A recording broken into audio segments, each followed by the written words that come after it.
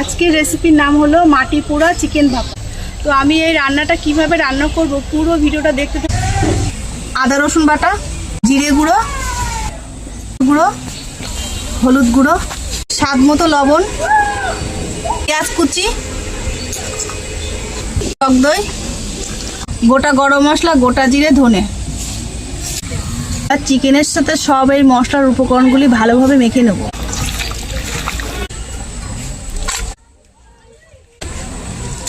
আর কয়েকটা উপর থেকে কাঁচা লঙ্কা ছড়িয়ে দেব।